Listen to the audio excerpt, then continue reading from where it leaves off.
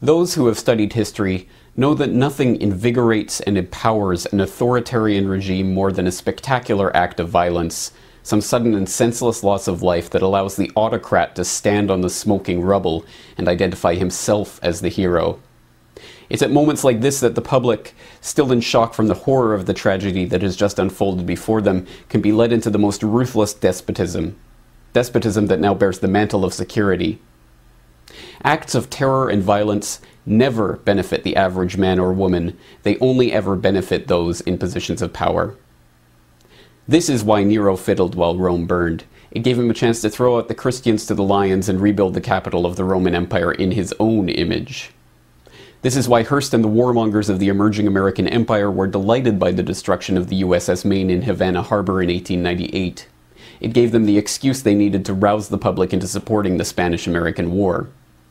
This is why Israel attacked the USS Liberty in 1967 during the Six-Day War, strafing and torpedoing it relentlessly for hours in a vain attempt to send it to the bottom.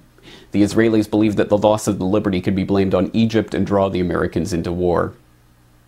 This is why there are hundreds of documented examples of government staging attacks in order to blame them on their political enemies. In every civilization, in every culture, in every historical period, authoritarians have known that spectacular acts of violence help to further consolidate their own power and control. And sadly, throughout history, there have been all too many willing to allow attacks to occur, to pretend that attacks have occurred, or even to attack their own population in order to further their political agenda.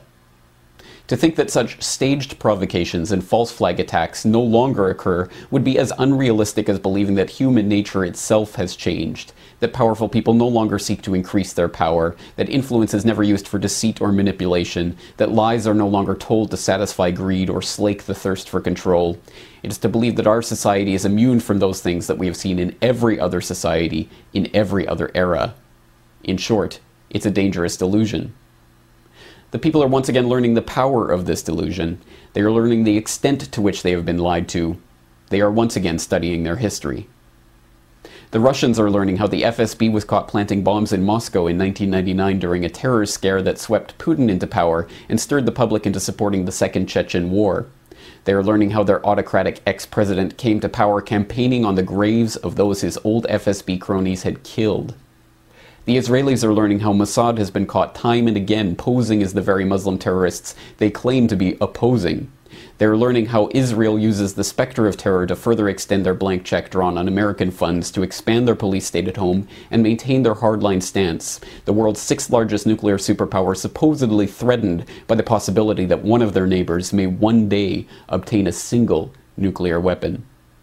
The British are learning how their SAS officers were caught dressing up as Arabs in Iraq, driving around with trucks full of munitions, shooting at police to stir up ethnic tensions, and ensure that permanent bases could be built in the region. They are learning how Harun Aswat, the supposed mastermind behind the 7/7 bombings, was working for British intelligence. They are learning how British military intelligence took part in IRA bombings. The Indians are learning how the Mumbai attack was helped by a US agent who is cooperating with investigators so that he won't face questioning by foreign authorities. The Canadians are learning how their own provincial police dressed up as protesters in 2007 and threatened violence against other police in order to force a crackdown on peaceful protests. And the Americans. The Americans are learning that there were multiple bombs found, dismantled, and taken out of the Alfred P. Murrah building on April 19, 1995. They are learning that Timothy McVeigh had written a letter to his sister in which he claimed to be in the Special Forces for the US Army. They are learning the bombing was being directed by FBI informants, just as the 1993 World Trade Center bombing was. They are learning about 9/11 and the Gulf of Tonkin and Operation Northwoods and their own Army counterinsurgency manuals that teach officers how to commit false flag attacks to blame on their enemies. In short, the people are learning the truth. And now we see the same build-up to a false flag event taking place that we saw in 1995. At that time, the US had a corporate media desperate to fling mud at anyone concerned by the actions of their government, and it had a government that was desperately unpopular. Today, we see the exact same factors at play. If anything, the situation today is worse than it was in the run-up to the Oklahoma City bombing, with media consolidation meaning that groups of concerned citizens like the Oath Keepers are being attacked by the controlled minions on both the left and the right. And now it is not just the militia that is being demonized by the establishment. It is veterans and gun owners, third-party supporters and libertarians, anti-war protesters and human rights campaigners, people who are upset with a government giving trillions to the banks that have engineered our current financial crisis. In short, everyone is now a potential terrorist according to the governmental and media agencies that deign to limit our range of acceptable opinion and control dissent. Even the word terrorist means something more than it did back in 1995. Now, after the false flag attack of 2001 allowed the passage of the Patriot Act, after the boogeyman of Al-Qaeda gave the NSA the opportunity to announce that they were collecting everyone's emails and everyone's telephone calls, after the former White House press secretary came out and admitted that the Bush administration had made up terror threats in order to scare the people into supporting the government, now we know what the real definition of terrorism is. It is governments scaring their own populations into line. But there is something else that's different now from what it was in 1995. The people are learning something else about terrorism. They are not terrorists for speaking out against their government. They are not terrorists for wanting the government to stop selling their children into servitude to pay bankers their bonuses. They are not terrorists for pointing out that the FBI and the CIA and Mossad and MI6 are behind every major international terrorist event.